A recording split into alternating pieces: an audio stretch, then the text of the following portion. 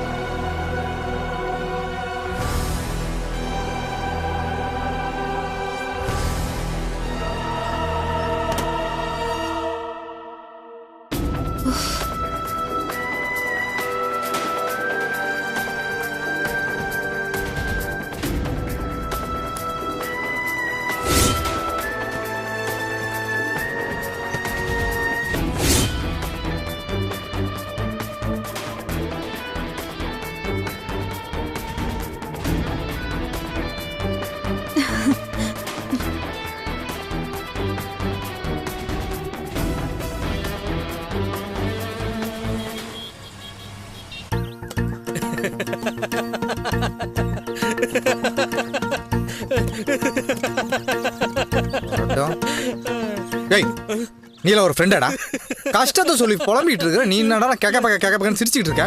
சாரிடா மச்சான், தப்பா நினைக்காத, என்ன மன்னிச்சுக்கடா. இந்த நிலைமையை உருவாக்குனது நீதானடா. அவ லவ் பண்றேன்னு சொன்னப்பவே நீ என்ன சொல்லிருக்கணும்? நான் ஆல்ரெடி கமிட்டடு, நான் ஒரு பொண்ணை லவ் பண்றேன்னு சொல்லி ஓப்பனா மேட்டரை போட்டு உடச்சிருக்கணும். அவ 2 நாள் ஃபீல் பண்ணிட்டு அப்புறம் விட்டுருப்பா. ஆனா நீ அவகிட்ட சம்மதங்கிற மாதிரியே பேசிட்ட. அதான் ரெஜிஸ்டர் மேரேஜ் பண்ணிக்கலாம்னு கேட்கற அளவுக்கு வந்துட்டா.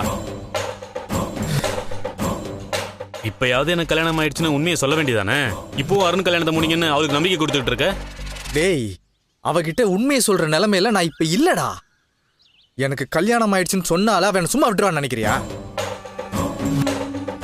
என் பொண்டாட்டி யார் என்னன்னு நோண்ட ஆரம்பிச்சிருவான். கோமதி பத்தி தெரிஞ்சுக்கிட்டா அப்படியே நூல் பிடிச்ச மாதிரி ரஞ்சிதா கிட்ட வந்து நிப்பா. எனக்கும் ரஞ்சிதாவுக்கும் இருக்கிற உறவு தெரிஞ்சிருச்சுன்னா அதோட எல்லாமே முடிஞ்சது.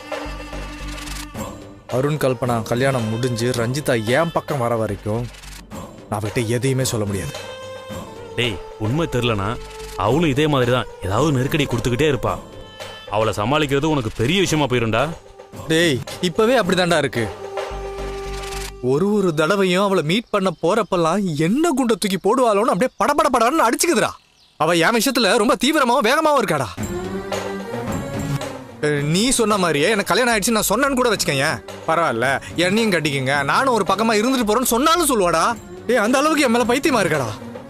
உன் நிலைமை நினைச்சா ரொம்ப பாவமா இருக்குடா. அவளுக்கு உன் மேல ஒரு விருப்பம் இருக்குன்னு நான் முன்னாலே சொன்னேன்ல.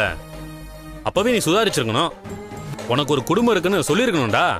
அங்கதான்டா நீ மிஸ் பண்ணிட்ட. இதுக்கப்புறம் இதை பத்தி பேசி ஒரு பிரயோஜனமும் இல்லடா. நான் எக்கச்சக்கமா மாட்டிட்டு இருக்கேன்னு எனக்கு தெளிவா தெரியுது. ரஞ்சிதாவை பத்தி யோசிக்கிறத தாண்டி இப்ப நான் இவளை எப்படி ஹேண்டில் பண்ணணும்னு யோசிக்கணும் போல இருக்கு. எனக்கு அப்படியே மென்டல் டார்ச்சரா இருக்குடா. டேய், உன் மேல இருக்க லவ்ல அவ அருண் கல்யாணத்தை முடிச்சுட்டு வந்து என்ன கட்டிக்கோங்கன்னு வந்துட்டீங்கன்னா என்னடா பண்ணுவ?